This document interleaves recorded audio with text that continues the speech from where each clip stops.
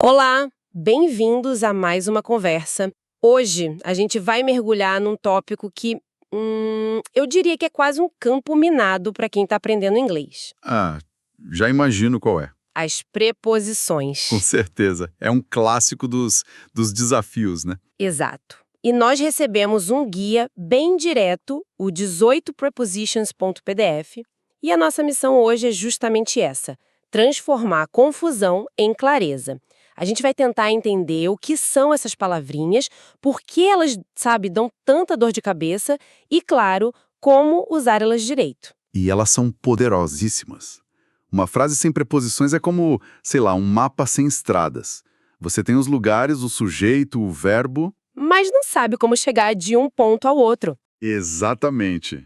Eu gosto de pensar nelas como o GPS de uma frase, sabe? Te dando a direção, a localização, o tempo. E o desafio, que na verdade é a beleza da coisa, tá todo nos detalhes. Uma preposição errada pode mudar completamente o sentido do que você queria dizer. Ok, então vamos começar a desvendar isso. A definição mais básica que o guia nos dá é que uma preposição conecta uma palavra, geralmente um verbo ou um substantivo, a um outro substantivo ou pronome. O que a gente chama de objeto da preposição. Isso, e aí elas respondem aquelas perguntas básicas. Onde? In the garden, no jardim. Quando? Until Monday, até segunda-feira. Exato. E o guia continua com mais exemplos. Por quê? Because of the bad weather. Por causa do tempo ruim. Como? By train. De trem. Até mesmo de quem, né? Of the bride, da noiva. Elas são as grandes contextualizadoras. Mas, antes mesmo de a gente entrar nos tipos, tem uma armadilha logo no começo que o material faz questão de destacar. E é uma fonte de erro muito, mas muito comum. E qual seria? Porque eu provavelmente já caí nela várias vezes. Tenho certeza que sim, todos nós. É sobre a concordância verbal. O que o guia mostra, isso é fascinante, é a nossa tendência, quase um instinto, de fazer o verbo concordar com a palavra que está mais perto dele. Ah, sim, com o que vem logo antes do verbo na frase. Isso. Só que o objeto da preposição, aquela palavra que vem logo depois dela, não manda em nada na concordância. Quem manda é o sujeito da frase. E muitas vezes ele está lá no comecinho, bem longe do verbo. Ah, então é isso. Aquela frase preposicional inteira, tipo of fresh cookies, ela é quase que um ator coadjuvante. Ela adiciona informação, mas não é a estrela do show. É a analogia perfeita. O sujeito é o protagonista. Vamos pegar o exemplo do material para isso ficar bem claro. A frase é: The box of fresh cookies was torn open. A caixa de biscoitos frescos estava aberta. Exato. A gente vê cookies no plural, bem do lado do verbo. A tentação de usar were é enorme. Total. Mas o verbo was está no singular. Por quê? Porque ele está concordando com box, a caixa. É a caixa que estava aberta. Entendi. A caixa é o sujeito. Os biscoitos são só, digamos, o recheio delicioso da informação. Faz todo sentido. E o guia dá um exemplo contrário também, né? Para fixar a ideia. Dá sim, para não deixar dúvida. The musicians in the little band were given a new contract. Os músicos da pequena banda receberam um novo contrato. Isso. Aqui, a palavra mais perto do verbo é band, singular. Mas o verbo were está no plural. Porque ele concorda com musicians, que é o sujeito. Perfeito. Só de entender essa regra, a gente já sobe uns 2 degraus na escada da gramática. Nossa, essa dica sozinha já valeu a nossa conversa. Ok, com essa base mais sólida, acho que podemos encarar o desafio principal. Minha maior dor de cabeça sempre foi saber quando usar o um ou outro, especialmente para lugar. Parece um jogo de adivinhação. At, in, on. Qual é a lógica por trás disso que o guia apresenta? Essa é a pergunta de $1 milhão. E o guia usa um exemplo brilhante para explicar isso, usando a palavra escola. Se você diz que alguém está at school, a ideia não é só física, sabe? Como assim? A pessoa está no ambiente escolar, cumprindo sua função ali, seja como aluna ou professora. A ênfase está na atividade, no propósito do lugar. Ah, então at school é mais sobre o conceito de estar na aula ou trabalhando na escola do que sobre o endereço do prédio em si. O sentido muda. É mais literal. A pessoa está fisicamente dentro da construção. Isso. E a coisa fica ainda mais interessante quando a gente adiciona o artigo the. Segundo o guia, at the school sugere que a pessoa está lá no local, mas não como parte da comunidade escolar principal. Tipo, um visitante. O exemplo que eles dão é de um paisagista trabalhando no jardim. Ele está no local da escola, mas não para a função primária da escola. Certo. E in the school seria o quê, então? Alguém que também não faz parte da rotina, mas que está fisicamente lá dentro? Tipo, um pai numa reunião de pais e mestres? Perfeito. É exatamente esse o exemplo do nosso material. Um pai numa reunião está in the school. Essa distinção revela algo profundo sobre a mentalidade do idioma. O inglês muitas vezes se preocupa mais com a função de um lugar do que só com a localização física. Regras. Entender um jeito diferente de ver o mundo. O guia também fala rapidinho de between e among, né? Essa eu acho que é mais fácil. Sim, essa é mais direta.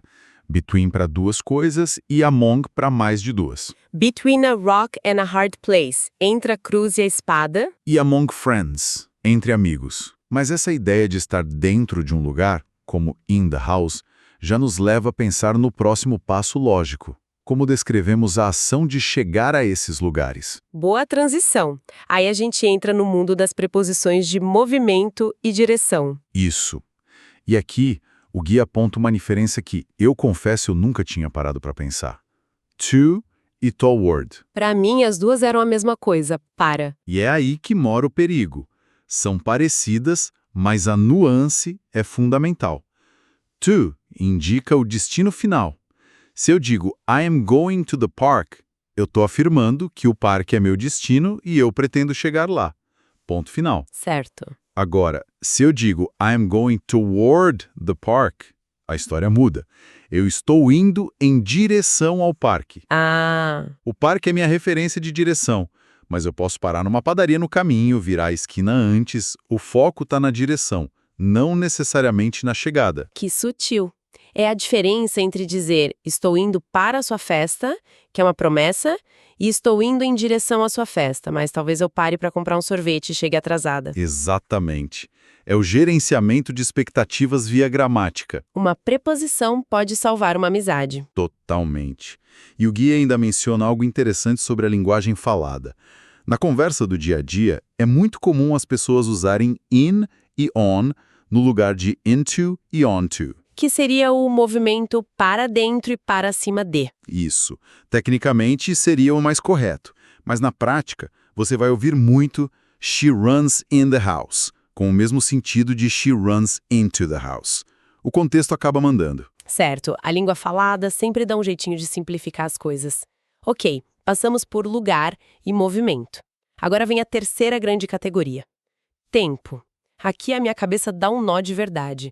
Parece que a regra para at, on e in muda cada frase. Existe uma lógica sim, e o guia organiza de um jeito que ajuda a criar um modelo mental. Pense numa pirâmide de especificidade. Ok, uma pirâmide. No topo da pirâmide, o ponto mais específico de todos está o at. A gente usa at para horas exatas, tipo at 3 p.m., e para momentos muito específicos do dia, como at midnight, at dawn. É o zoom máximo. Ok, at é o sniper do tempo. Preciso. E on? On está no meio da pirâmide. Ele é usado para um dia específico. Pode ser um dia da semana, on Monday, ou uma data completa, on December 25th. A regra de ouro é, se você consegue apontar para aquele dia no calendário, a preposição é on. Faz sentido. E o in, então? Seria a base da pirâmide, a visão mais ampla. Exatamente. In é para períodos de tempo não específicos, mais longos. Partes do dia como in the morning, meses, in April, anos, in 2024, estações, in winter. Tudo que é um container de tempo, você está dentro dele, então usa in. Nossa, que imagem boa. At é um ponto, on é uma superfície, um dia, e in é um recipiente, um mês, um ano. Ponto, superfície, recipiente. Ajudou, né? Muito! E o guia ainda adiciona mais algumas... certo. Sim, ele menciona o uso de for para eventos específicos como for Christmas ou for your birthday party. tem a ideia de para a ocasião de. E claro, a dupla from.to ou from.until, que é essencial para marcar o início e o fim de um período. Como no exemplo, he worked here from 1997 to 2002. Isso mesmo. Perfeito. Lugar, movimento e tempo. Cobrimos os 3 pilares. Mas o guia não para por aí. Ele começa a mostrar que o universo das preposições é bem maior, falando sobre as preposições compostas. Isso, que são basicamente grupos de palavras que, com o tempo, a evolução da língua juntou e que agora funcionam como se fosse uma preposição única. Ah, tipo because of, por causa de, ou in spite of, apesar de. Exato. São expressões que todo estudante de inglês já viu por aí. Eu uso isso o tempo todo sem nem pensar que é uma preposição composta. Instead of é outra. Elas funcionam como um bloco só. Precisamente. E o interessante é como o material nos leva para um território ainda mais curioso. Ele menciona outras 2 formas de preposições que muita gente nem sabe que existem. A primeira são as preposições participiais. Espera aí, nome complicado. O que é isso na prática? Participial me lembra participe, verbo. Exato, essa é a pegadinha. São palavras que terminam em ing, que a gente normalmente associa a verbos na forma contínua, Certo. mas que aqui funcionam como preposições. O guia cita concerning e regarding, que significam a respeito de ou sobre. Ah, Por exemplo, I have a question regarding the new policy. Esse regarding está agindo como uma preposição about. que loucura. Então uma palavra que termina em ing, que eu sempre aprendi que era um verbo, pode na verdade ser uma preposição. Isso bagunça um pouco a cabeça. Como eu sei a diferença na prática? É uma ótima pergunta. O truque é ver se a palavra está conectando 2 partes da frase e se ela poderia ser substituída por uma preposição mais comum. Em I am writing a letter, writing é uma ação.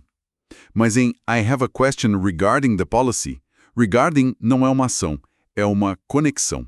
Entendi a lógica. É um universo à parte mesmo.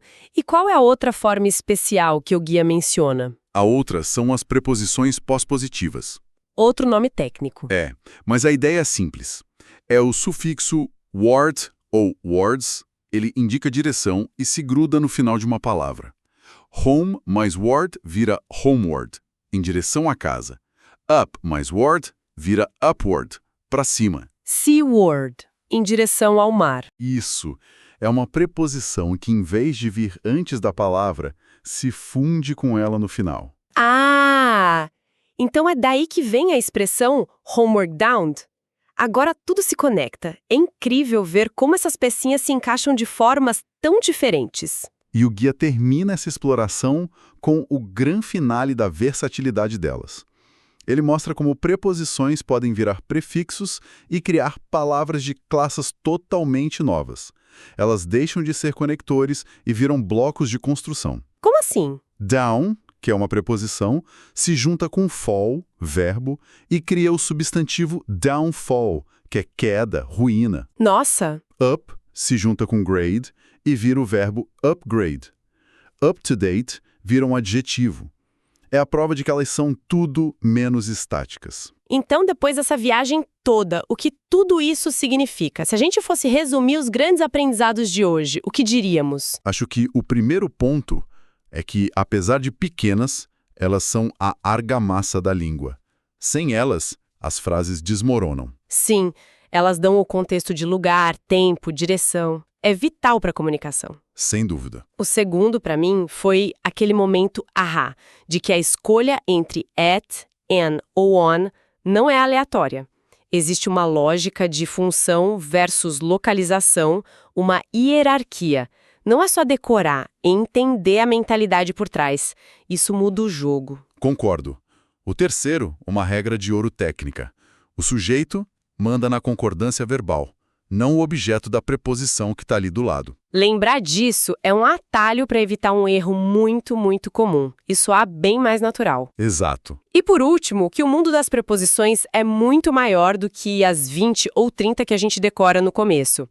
Existem as compostas, as que se parecem com verbos, os sufixos, são como peças de Lego superativas. Sem dúvida.